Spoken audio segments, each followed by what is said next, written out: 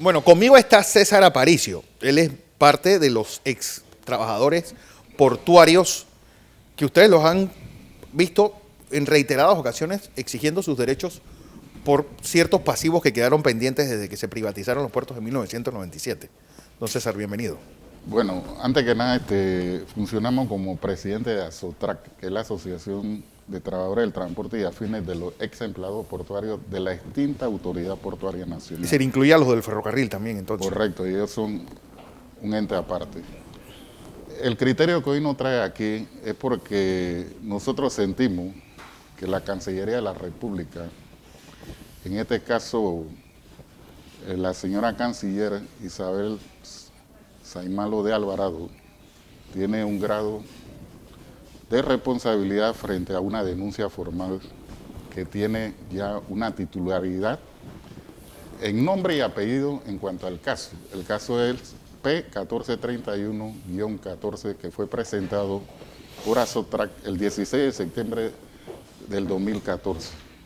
En medio de todo esto, los avances significativos que tienen que ver esta denuncia, sí, y nosotros queremos dejar esto bien claro. El Estado es responsable de la manera como se realizó la privatización de los puertos de Balboa y Cristóbal. Y cuando lo hicieron, una vez que Hutchison Whampoa Holding, que es hoy en día Panama Port, Ernesto Pérez Valladares, al margen de los derechos inalienables de los trabajadores portuarios que fueron concebidos con la firma de los tratados Torrijos-Carter. Por supuesto. Y que aquí queda claro, Pérez Valladares es el primer violador de los tratados del Canal de Panamá. ¿Por qué? Primero, porque nosotros teníamos un sistema inalienable con los tratados y como trabajadores antes de la reversión. Ustedes fueron incluso trabajadores de los norteamericanos. Correcto, con los norteamericanos. Con la Panama Canal Commission. Correcto. Pasaron a ser trabajadores de la autoridad portuaria. Eso, en la reversión. En la reversión. Entonces ya habían derechos inalienables que estaban contenidos en los tratados. Por ejemplo, el artículo 10, sobre todo el literal B, hablaba de derechos adquiridos en los incisos 6, 7 y 9 de los tratados. Obviamente, Panamá tenía que normar el derecho nuestro en una ley, claro, para preservar los derechos protegidos de los trabajadores. Pero yo recuerdo que cuando se privatizaron tanto el IRRE como el Intel, como los puertos, supuestamente se había liquidado a todos los trabajadores. Sí, pero aquí hay una cuestión, Eso lo hicieron como para salir al paso. Si no se liquidó completo. Correcto, entonces al violentar los derechos inalienables, que son derechos protegidos, Panamá creó, y hay que dejar esto claro, la ley 34 del 22 de septiembre de 1979, donde Panamá se responsabiliza de la operación de los puertos y de la forma de cómo los trabajadores iban a realizar las labores portuarias. Y como tal, era la norma y la costumbre que utilizaban los norteamericanos para que se funcionaran, claro, en los puertos las labores portuarias. Si nosotros hubiéramos sido personas irresponsables y al adquirir los puertos de Balboa y Cristóbal no hubiéramos sido eficientes, sencillamente se cae el Tratado del Canal de Panamá Torrijos-Carter.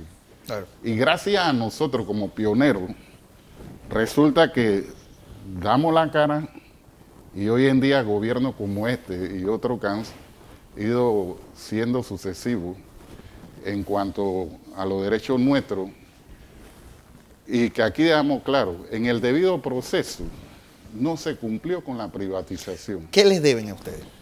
Mire, no es tanto lo que nos debe, es los derechos que no han sido formulados de acuerdo al derecho que nos asiste. Por ejemplo, que aquí lo voy a citar aquí textualmente porque es bueno que se sepa. A ver. Cuando se crea la ley 34. Cuando se privatiza el puerto. Correcto. Se deja claro que los derechos contenidos en el artículo, en el capítulo sexto, artículo 52, los derechos adquiridos de los trabajadores se mantenían y eran prevalecientes producto de la privatización. Y como tal, sí, cuando se privatiza, sí, se da una indemnización y no se pagan los derechos adquiridos como vacaciones, prima antigüedad, asignación de funciones, Otra cosa, mes. por ejemplo, la fecha de entrada de ustedes para el cálculo de esta privatización, para el cálculo de esta indemnización era octubre del 79 o desde que entraron con los norteamericanos. No, a partir del 1 de octubre. Del 1 de octubre del 79. En adelante. ¿Por qué? Porque Panamá razonablemente cogía la responsabilidad y como nación ejecutaba la parte que le correspondía al Estado. Y de la indemnización total, ¿cuánto le pagaron cuando se privatizó? ¿Un 50%, un 60%, un 30%? Bueno, como dije antes, ellos salieron al paso, inventaron una cuestión ridícula y crearon una fórmula loca que en derecho no justifica lo que se dio. Más sin embargo, como mucha gente en la necesidad veía de que eso le solucionaba, firmaron. Yo por mi parte mantuve la tesis de que eso había que seguirlo reclamando y por eso es que estamos aquí, por eso es que hemos denunciado esto. Porque tras de todo esto, señores, yo quiero que el pueblo entienda, aquí hay un negociado peor que el de Odebrecht. Aquí lo que yo he denunciado en el sistema interamericano, cuando se destapa esa olla de grillo de lo que no ha pagado la empresa Panama Port, aquí vamos a ver suma arriba de los 10.000 millones de dólares que el Estado panameño no ha recibido. Pero entonces, ¿cómo se hace ese negocio? Pero Valladares, en el derecho que competía a nosotros en el momento de la privatización, había una ley marco de privatización que era la ley 16 del 14 de julio de 1992, donde los trabajadores recibían un mínimo de 20% de acciones de los puertos. Claro. Entonces, ¿qué hizo Pérez Valladares? Nombró 10% a nombre del Estado y como la empresa nada más podía disponer de un 80%, dejaron 10% dentro de la empresa. Entonces, ese 10% que yo lo denuncié como bien oculto, lo cobran sucesivamente lo que van llegando a la presidencia. Y ese 10%, por ejemplo, para establecer un parámetro, en el año 2002, el dueño de Panamá Port, que es el señor Lee Canchin, y su hijo Víctor Lee, ellos en la bolsa de valores, reído de oreja a oreja, vieron que en ese año, entre los puertos de Balboa y Cristóbal, con 5 grúas pórticas, se ganaron 1.085 millones de dólares, y eso está escrito. Entonces, la pregunta es, el 10% del Estado, en ese momento, 108 millones. Panamá Port, en lo que va del contrato, nada más ha pagado $1 millón. Sí. Y no declara los estados financieros. Entonces, ¿a quiénes coimean? A los ministros de Economía y Finanzas, aquí es con nombre propio. Lo que han sido ministros de Economía y Finanzas y algunos presidentes que se han prestado para esa conjura, no puedo hablar de todo, para lo que se han prestado.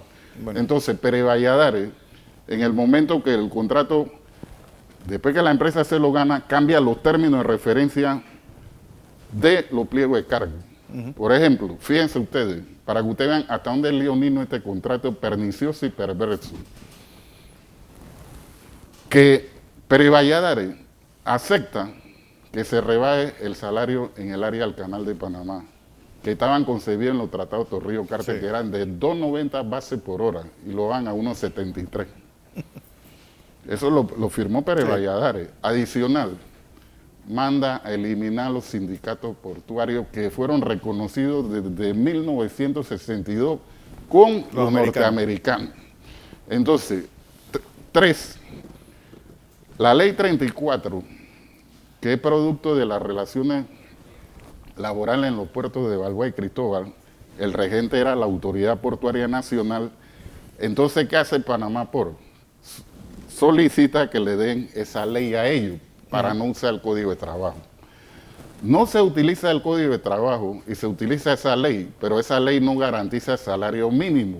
Wow. Después de 15 años, y eso tengo que decirlo, la licenciada Alma Cortés presenta un proyecto para derogar esa ley que afectaba los derechos consagrados de los trabajadores portuarios. Y hay que reconocer eso. Bueno, hay mucho más que hablar, pero el tiempo se me agotó, señor. Ok, le agradezco. Así que vamos a ver qué pasa con esta Comisión Interamericana de Derechos Humanos y esta demanda de los trabajadores portuarios.